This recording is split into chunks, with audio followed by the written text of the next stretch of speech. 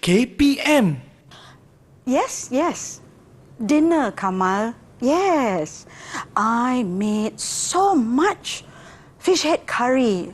You know, your favorite? Yes.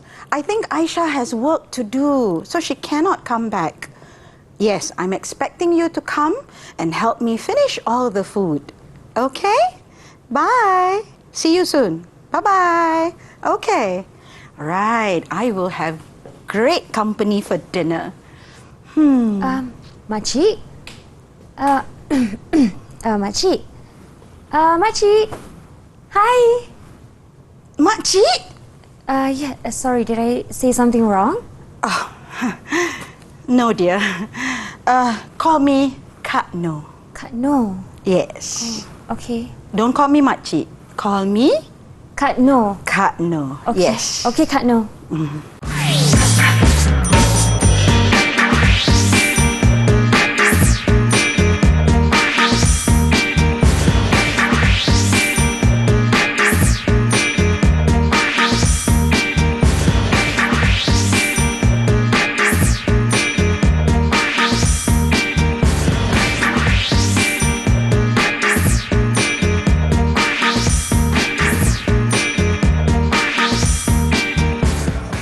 Assalamualaikum and salam sejahtera. You're watching Didik TV KPM, and today our slot is Menengah Atas with me, Syafiqah Farahin. And for the whole 1 hour, we will be learning Kesusasteraan Inggeris for Form 4 and Form 5. And as you can see just now, we have our teacher in the house. But before that, I would like to first introduce our sign language interpreter, who is teacher Muhammad Bukhari Cik Hassan from SK Pendidikan Khas Selangor Shah Alam, Selangor. Hello, Teacher Bukhari. How are you? Great. Thanks for being with us here today. Now, our teacher for today who will be teaching us throughout this whole 1 hour is none other than Teacher Asimah Amaluddin from SMK Asunta, Petaling Jaya, Selangor. Hello, Teacher Asimah. Hello. How are you? I'm good. I'm very happy to be here. I'm very happy too. Oh, should I call you Kak No? That was an embarrassing moment, wasn't that? Yeah, thinking about that, I would like to have a bit of explanation on that. But before that, as usual, we have our pupils together with us learning today. Can we have them here in the plasma? Hello, pupils. How are you?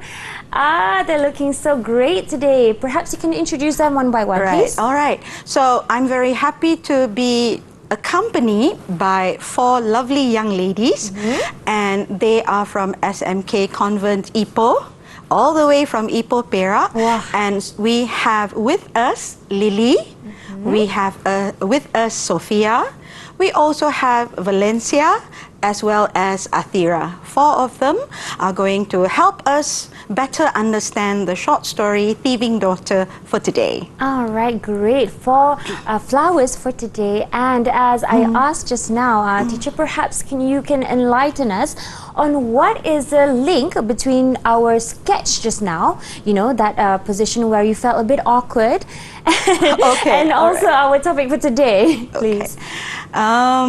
Briefly speaking, those of you out there who know this short story very well will remember how Kak No, the mother in this text, is someone who is finding it very difficult to accept that she is fast growing old.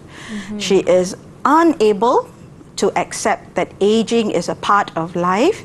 And you find in the short story, she even tells Kamal to call her Kak No, Yes. instead of the respectful tone or term Makcik. Right. All right, now that we know a bit about how the gimmick just now went, how about a bit of introduction to our lesson today? Okay, so shall I start with the slides? Yes, please. All right. Okay, so all of you out there, those of you who are studying Kesusasteraan Inggeris 2206 with your teachers in school, you know that this short story titled Thieving Daughter is part of the collection of short stories that you have to study for SPM. You know also that there are 6 short stories. Today our focus is going to be on Thieving Daughter by Chua Ko Yi. Right. When we go through this text, there are many elements of the short story that we will look at together. For example, plot. For example, character analysis. For example, devices such as symbolism. And of course, life's lessons that are conveyed in the text. Right. That's pretty much it, basically. Okay. Now talking about the topic, perhaps we're focusing on Thieving Daughter, but why is it called Thieving Daughter? Very, very important question. Of course, if you start right at the beginning of the text, it will be strange to imagine that a mother could consider her daughter a thief or a robber. What has she stolen? Right. Okay, but let's take a look at what I have there. It's a quick review of the text. We have here Kak Noh, a single mother who lives with her young daughter, Aisha, who's about 22, at the prime of her life, new to the working world, and very eager to prove herself at work. So you find several incidents happening in this text. As I mentioned there is an unappreciated noodle meal. There is a fishy dinner with reference to the fish head curry. And of course, there is that all-important black dress.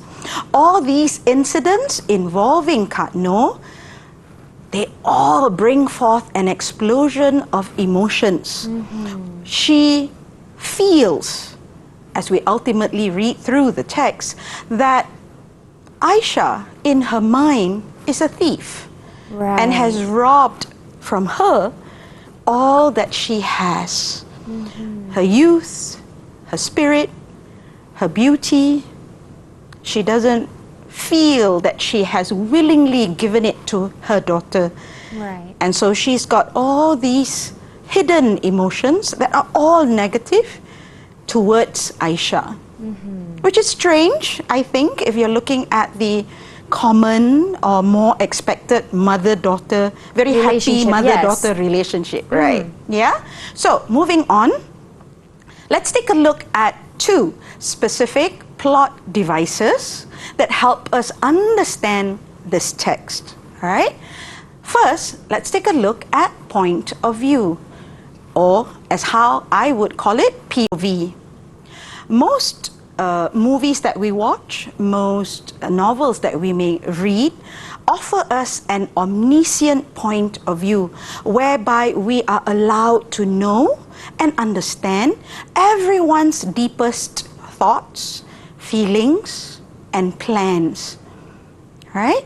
Here, however, as you can see, what makes this story interesting is the fact that it utilizes a first-person point of view.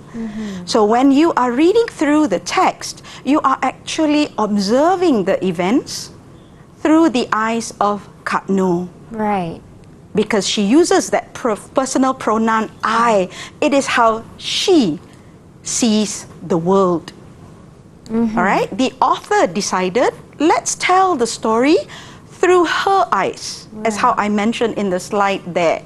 We journey through the plot by understanding her perspective, and when we understand how she thinks, we understand more of why the events in the story take place. Right? Yes, okay. The other plot device is flashback.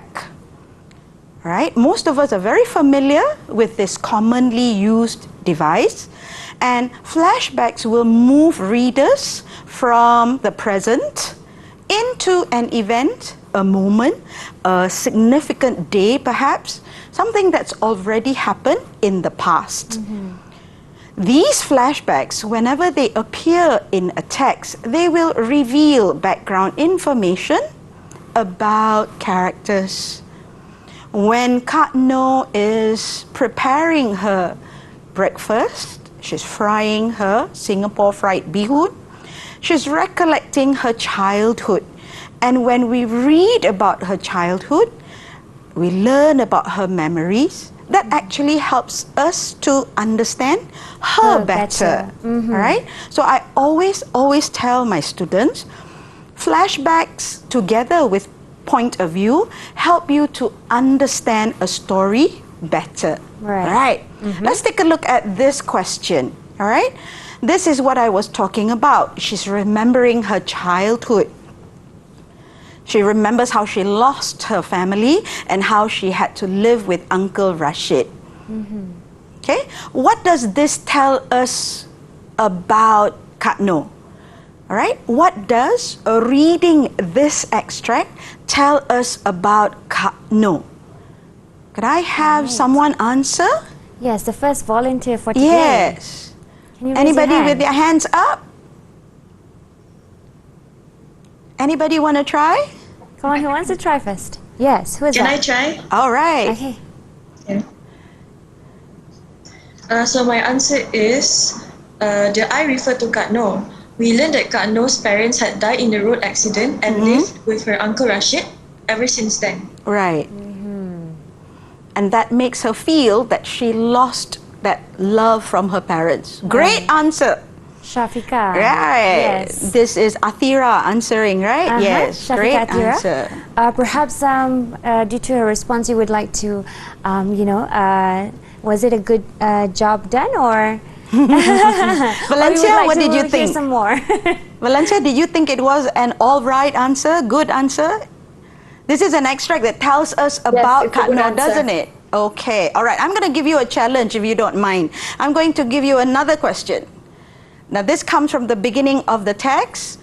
She's observing Aisha. She's hoping Aisha will speak to her, engage in a conversation. But Aisha is reading her newspaper. Right. What does that reveal to us about Aisha? What does her mom think about her? Oh, let me rephrase that question. What does Kak Noh think about her daughter here? From her point of view. Yeah. So, teacher, me? Oh, you want to try? Okay. Oh. Yes. We can see that from Kak Noh's POV that her daughter Aisha is not appreciating her cooking that is filled with effort and a mother's love. And that's why Kak Noh behaves that way towards Aisha. Correct. Good answer. She feels so much for just a simple meal. She's expecting so much and she feels that her expectations have not been met. Right. So it does tell us that there are a lot of underlying emotions hidden in Kak Noh. Yet she doesn't express this. She doesn't express, and poor Aisha doesn't know what's going on, and Yes. she's just enjoying the mihun.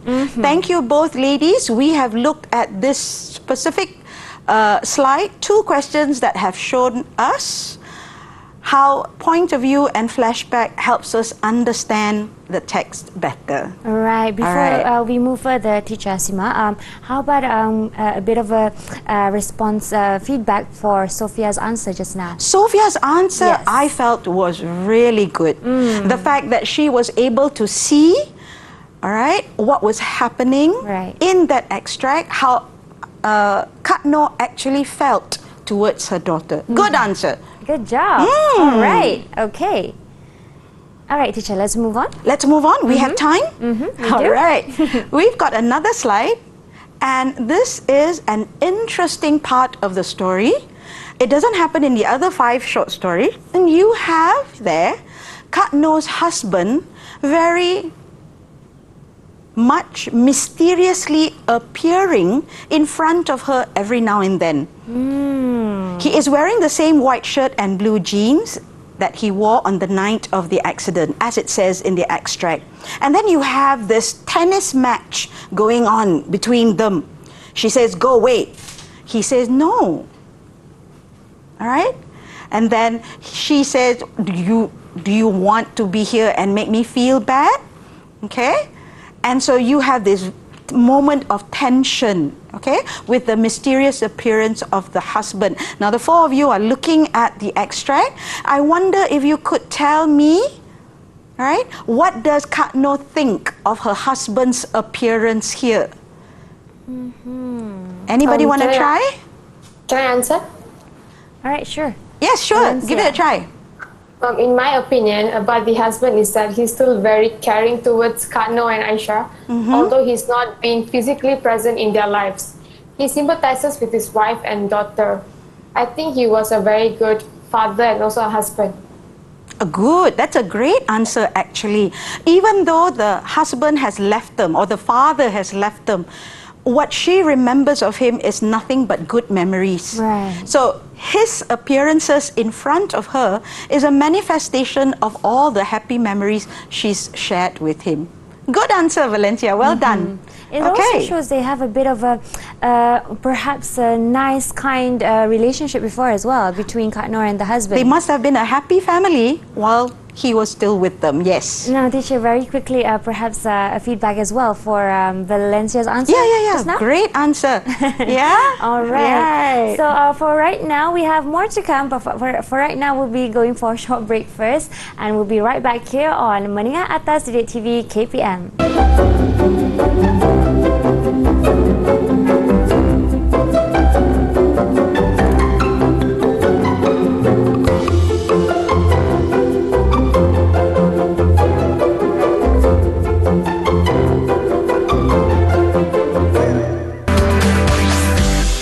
TV KPM. Didik TV KPM. Hey pupils, welcome back to Didik TV KPM. Today we are learning for slot Menengah Atas, and our topic for today for Kesusasteraan Inggeris is Thieving Daughter, a short story among 6 that we are bringing focus for today. And when we talk about characters involved, I'm pretty sure we have to also analyze the characters to gain an understanding and our opinions about them. So, Teacher Asimah, for this segment, what are we going to analyze about the characters? All right, welcome back. Everybody, we are going to now look at the characters in the short story Thieving Daughter. And we cannot start without looking at who's who. Yeah? And in this text, we have Katno, we have her daughter Aisha, and then we have her boyfriend Kamal. The one character that is unique in this text would be the appearances of the husband. No one else sees him, only Katno sees him. Some opinions by students who've read this text feel this is perhaps his spirit coming back, expressing love towards his family from beyond the grave. Some other opinions may run along the lines of the husband appears as a manifestation of Katno's own emotions, because he only appears when she is emotionally conflicted. Right. He only appears when she has just, for example, argued with the daughter, when there's some tension taking place in the house. So that, for me, makes the husband the most unique character in the text. All right? We know that Katno yearns for company. She has aged and she feels envy towards Aisha. Perhaps strange for a mother like myself. If I had someone say that I had a beautiful, intelligent, successful daughter, I would be beaming with pride.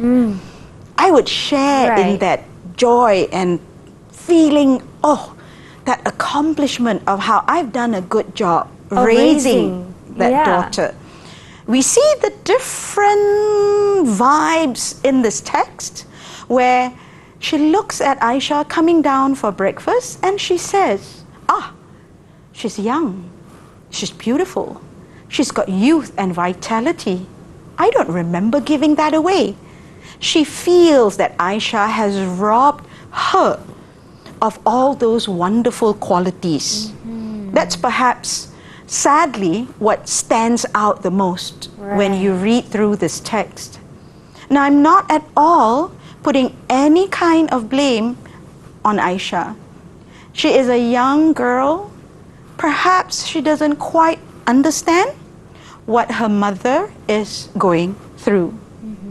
And you compare all 4 characters. The last one is Kamal. And unfortunately, we don't know a lot about him. He's charming, he's kind and respectful.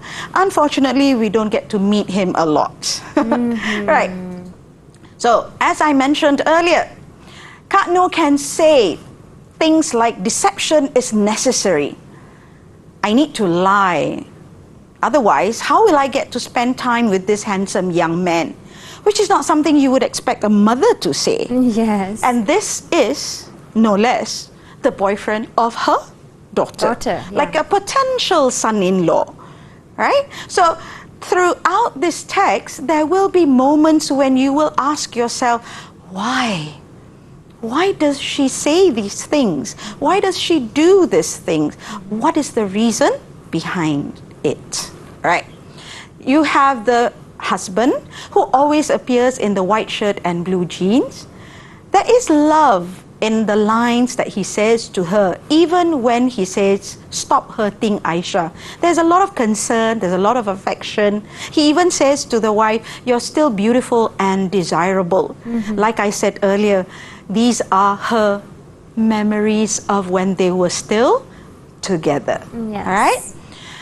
Aisha and Kamal, the 2 youngsters in this text, all right, they're in a happy relationship, but there are these awkward moments that take place. And those of you who've read the short story, obviously you're going to think about the fish head curry moment. Yes, with reference to that embarrassing sketch earlier. Right. All right, when we mentioned the fish head curry, all right, she lies, so to speak. She lies to Kamal. She wants him to come over and eat with her, and it's just the 2 of them. Right. So Kamal obviously finds it strange and awkward. She doesn't have any guilt at all because she's enjoying that moment with him. Right. Right? Aisha, as I mentioned earlier, tries her best to be accommodating, even when she doesn't quite know what's going on with the mother. She's clueless. She is, but she tries to understand. Why did you do that, she says. Why did you ask him over, she says. So she does try. Yeah? Okay. So we have this question. I hope the 4 of you are taking a look. All right? It is a bit of a challenge because you have a long dialogue taking place on that slide. It is the moment when Aisha confronts her mother. She's really curious and suspicious about what happened the night before. How is it that the boyfriend appeared at the house without her to have fish head curry with the mother? Yeah. Okay? When she says to the mother, it's so weird.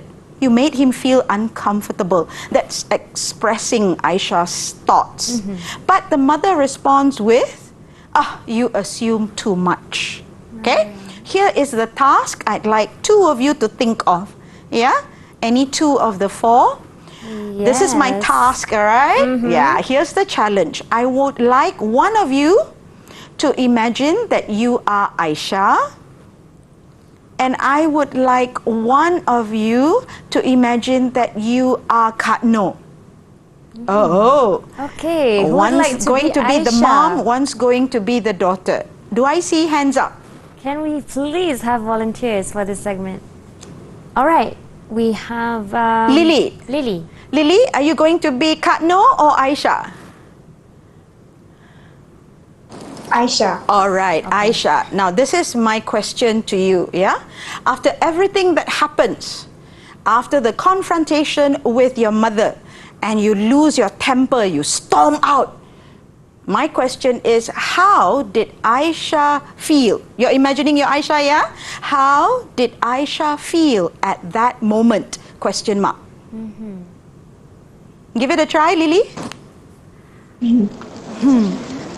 If I was Aisha, I would be annoyed with my mother's behavior. Okay. Imagine that Kamal told his parents, what would his parents think of my mother? Would they still respect my mother? And Great as a answer. Kamal girlfriend, I will feel sorry for him from what happened. Okay, thank you so much. I think that's one of the best answers I have heard.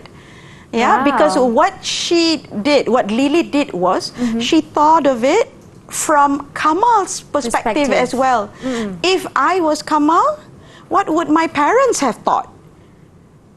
Oh, what an embarrassing moment that was. Good answer. Well done, Lily. Well done, giving that perspective. All right, who was the other person that's going to imagine they are Kak No? Yes. The first person Okay, view. Sophia. Hi, teacher.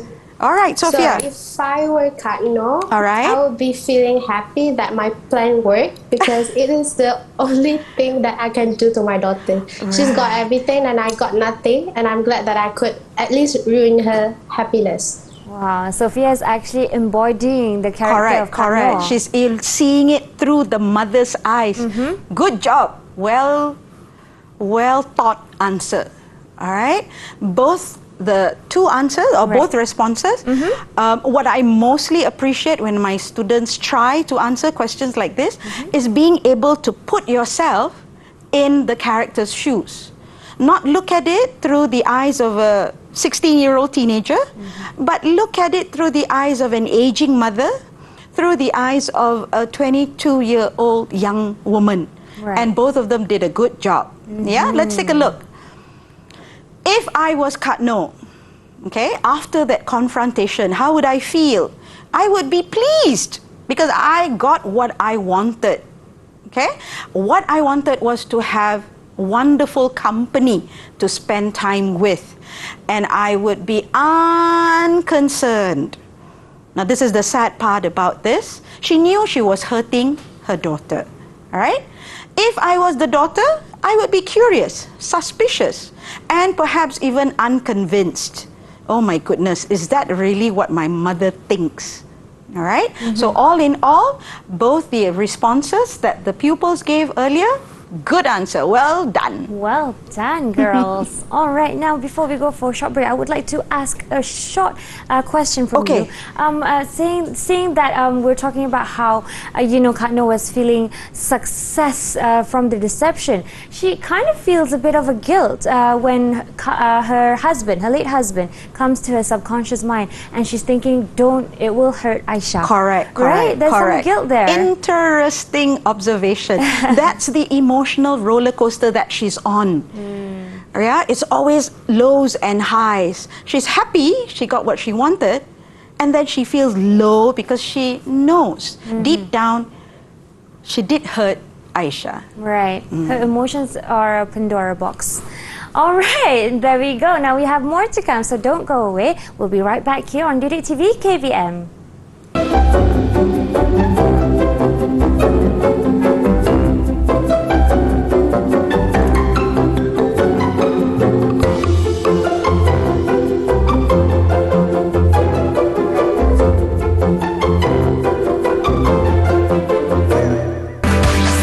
Didik TV KPM. Didik TV KPM. Hello, welcome back to class. We're on slot Menengah Atas for Kesusasteraan Inggeris. And with us today is teacher Asimah Amaluddin, teaching us with the topic short story Thieving Daughter. And for this segment, we are going to focus on symbolism. But symbolism this time is not about the relationship between animals or plants, right? It's about our English literature, right? Okay. All right. Teacher. Okay, let's go to literary devices that are found in the text. All right. Symbolism plays an important part in this text because you find certain things that are happening in the text mean so much more. All right. Before we look at the text, however, I would like to just test our pupils who are here with me today. I've got on the screen a red rose, an owl, and the dollar sign. In any literature class, I would say the rose isn't just a rose, the owl isn't just a bird, and the dollar sign does not just refer to money. So I'm going to ask any three, yeah? Maybe one will start. Oh, Athira has her hand up. Athira will try first. Go ahead. Alright, so the red roses represent love and passion, romance and also commitment. And also, it is often associated with love and passion. Correct. Owls are often used to signify or present wisdom and great knowledge, and she's answering. and even the power of property. Wow. Okay. Okay. While the dollar sign does not only refer to money and wealth, but it also can represent greed and social status. All right. I like how she was able to just answer all three. Yes. Good job. Okay. And the thing is, why I put those symbols there as quick revision is to just remind students out there, symbolism is all around us. When you look at roses or flowers in general, it's just a quick reminder that nature is all around us, right? And we sometimes think that flowers just mean flowers. But look at the color, deep, dark, blood red. They always especially sell out during Valentine's Day, for example. Yes. Lovers' Day celebrations, for example. Why? Because it is renowned as a symbol of love. Right? Between two people. Then let's take a look at the owl. There are a number of animals that are associated with being smart. But you find commonly in most schools, you would have an owl representing books, knowledge, the pursuit of wisdom and kindness. So it's not just academics, but academics with a good heart. All right? And then the last symbol that was answered by Athira, the dollar sign. Right? People look at that as just money, but sometimes fail to see that without money, sometimes you are looked down upon. When you have a lot of it, people treat you better. Social status. Social status, recognition, privilege, class division, all that elements come only from that dollar sign. So whenever students tell me that symbolism is too tough to figure out, I tell them no, it is there around us in everyday objects, like the rose, like the bird, the owl, and like the dollar sign. All right? Okay. Now, allow me to take you to the text, and you will see that in this text, the food that Kak Noh prepares doesn't just refer to eating. In the first instance, when she is preparing breakfast, as I think I mentioned briefly to you, she wants Aisha to engage in a morning conversation with her. Right. So for her, the noodles isn't just food to be gobbled. All right, mechanically wolfed down. She wants a sit-down meal. She wants the mom-daughter relationship to be nurtured. In this example that I have on this slide, all right, you look at how you can just sense her impatience. Why is she just munching it like a robot?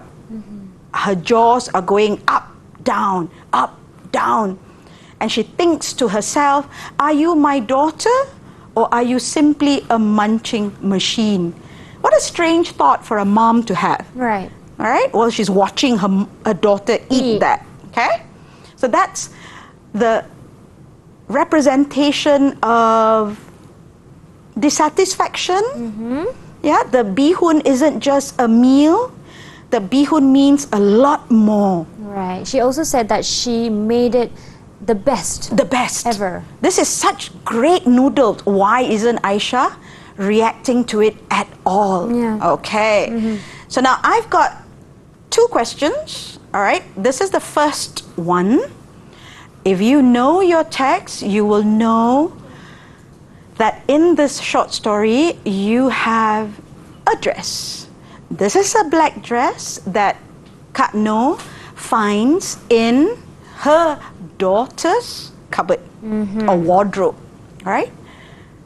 She puts her hands on it. The material feels wonderful to the touch.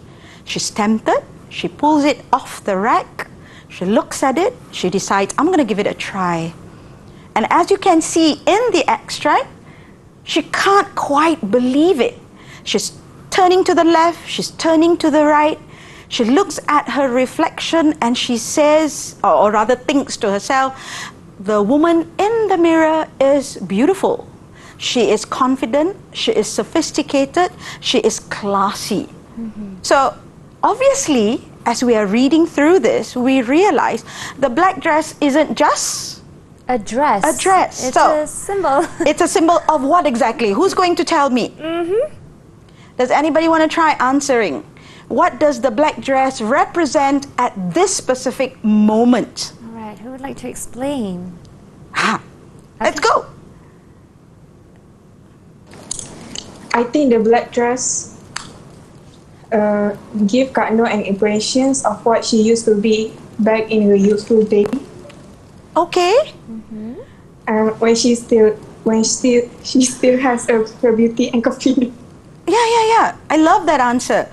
It automatically made her feel good. Why? It sort of brought her back into the past. It made her feel good because that's not what she looks like now, but what she used to look like before. Great answer, Lily. Yeah? That is putting on a Dress. item of clothing, you would think. Yeah? It's just a piece of clothing. Yes. But when she put it on, her confidence came up, leveled up so much. She looked at herself differently, right? So the dress isn't just a dress. The dress feels to her like I'm going to get back everything that has been taken away from me. Aisha cannot take anything away from me anymore. I want this dress. Right. I want this dress, she's telling the daughter. It's not as if she can't buy the dress, but it's because it belongs to her daughter. Especially because it is a dress that she found in Aisha's wardrobe. All right. So, this is the next extract. And those of you who know the text, all right, you will know how much emotions are involved. We've gotten to the climax where it feels like Aisha has stormed off. The mother is there feeling triumphant. She is confident that she has won. She is going to get the dress. But you know what happens, right? You know that Aisha appears with a pair of silver scissors and she snips the dress into two. The dress that they were both fighting about was cut into two. So now somebody needs to tell me, right at that moment, at the very ending of the short story, what does the dress now mean to Kak Noh? Can somebody try answering? Valencia? Yeah, I like to answer. Yeah. What do you think? In my opinion, to Kak Noh, the dress was something very important to her. It gave her hope and made her feel youthful. And also, Kak Noh thinks that the dress really pronounces her curves and get a male validation that her husband used to give her. Oh, I love that answer. Thank you. And the reason why I especially love Valencia's answer is because she used the word validation. It made Kak Noh feel, yes, these are the emotions I'm feeling, and it's right. Right. He loved me. He loved me and he's left me. So now I want this dress because I want all that love back. Right. And as strange as all this sounds, it made perfect sense in Kak Noh's mind. Yes. Yeah? She feels that she's lost everything else in her life. Now she's also lost the black dress.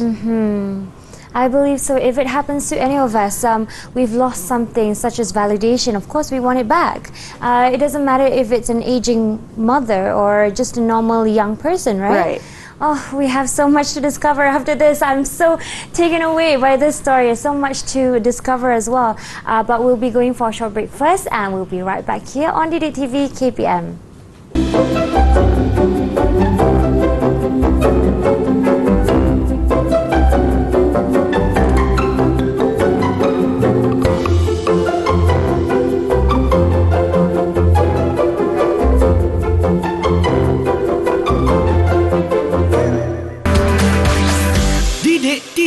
KPM.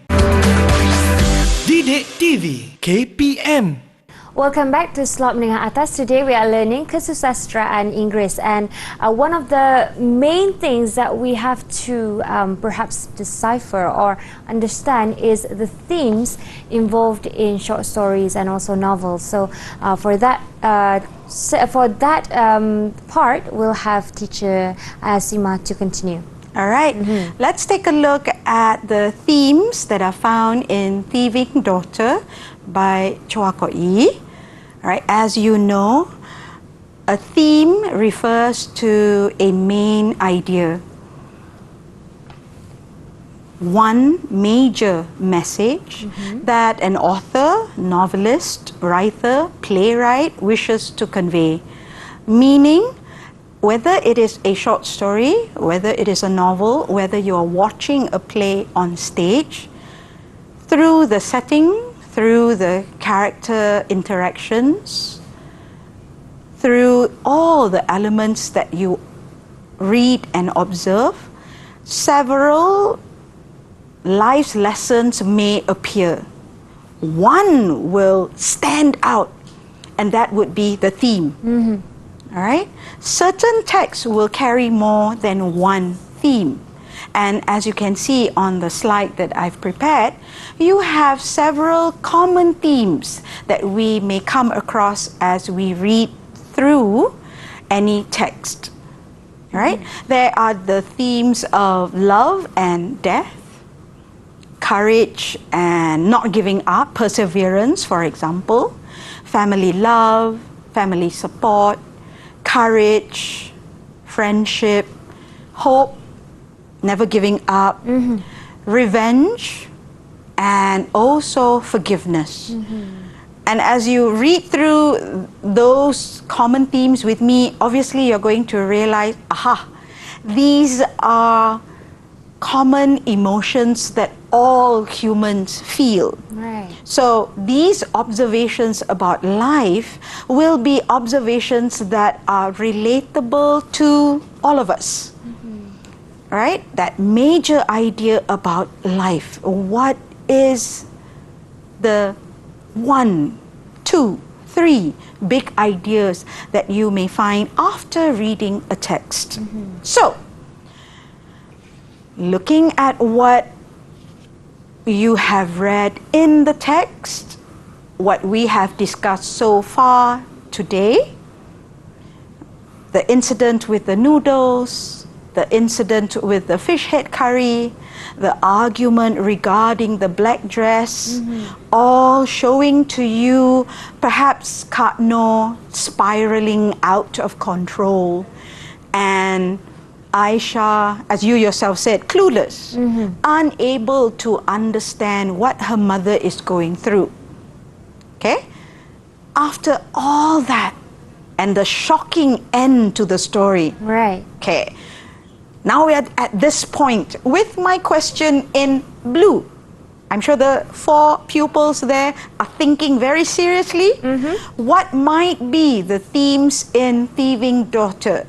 Maybe somebody can give me one answer. What do you think is the theme in this text? Go ahead. Okay. I think one of the theme might be jealousy. Because Kak Noh is pretty much jealous at her daughter Aisha for having everything she once had, seeking for recovering by hurting it. She is getting older and is losing her youthful appearance and attention that she once had. So Kak Noh doesn't like the fact that Aisha is stealing her spotlight by taking away all her beauty. Very good.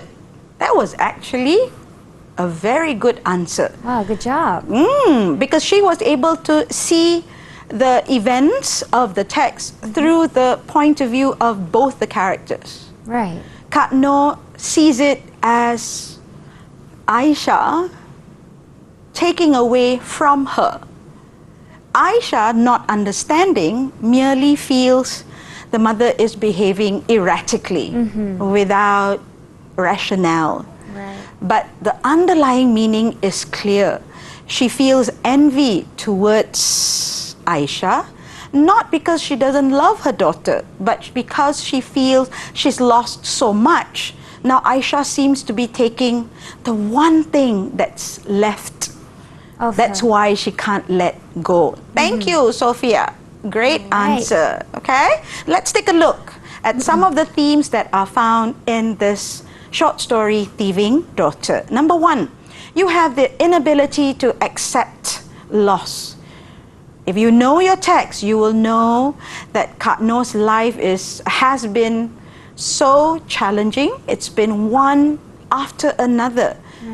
The difficult moments, heartbreaking moment, the pain that she has to go through. That's why the dress isn't just a dress, as we mentioned earlier. Number two, on a personal level, she is a woman who is just unable to accept that she is growing old. Like I mentioned earlier, any mom would be proud if she had a child that was praised for her beauty, for her intelligence, etc. Kak Noor cannot feel that pride because, as she says, I do not remember giving it away. Right. She doesn't feel, wow, my daughter has inherited from me. You see that unwillingness? Yes. Right. And thirdly, all right, as painful a lesson to learn as it is, we realize that when we are by ourselves, lonely, without company, we will begin to suffer from anxiety, from depression, and begin to behave erratically, strangely. Right. Right? Okay. Shall we go on? Yes. Can I let's ask go. another question? Can I ask another question from the four of you? Just a quick one. Yes. Okay. Maybe you choose, of the three, which theme stands out the most? Just give me a number with your fingers. Yeah. Which is the most important? 2. Ah, I see. All right. Wow, the 4 pupils have done a good job and they've all answered with the same answer. They've all decided. At the same we time. have to realize we all will grow old. Okay. A little bit more, yeah? Just before we go, shall we try this? Okay, I've got 3 quotes taken from the short story and I've got the 3 texts. Let's try to match them. Okay? Can somebody maybe answer? Quote 1 refers to which theme? 1, 2, or 3? Would like to answer? Or just give me a... okay. Okay. Atira. Atira? So quote 1 refers to theme number 3. Team number 3. All right, because she was behaving strangely, correct? She lied about the dinner, okay? Quote 2 refers Quote 2 refers to theme number 2. Theme number 2, she's unable to accept that she is growing old. She's got dark bags under her eyes, very good. And quote 3? Quote 3 refers to theme number 1. Theme number 1, the fact that she has lost so much in her life. Well done, thank you. So, what have we seen so far in our journey with Thieving Daughter? Kak Noor represents a little bit in all of us. We find it difficult to accept that we are slowly approaching death. That death, in actual fact, is a part of life. She tests her daughter's patience because the poor young girl doesn't quite understand what the mother is feeling and thinking. So her strange behavior jeopardizes the mother-daughter relationship.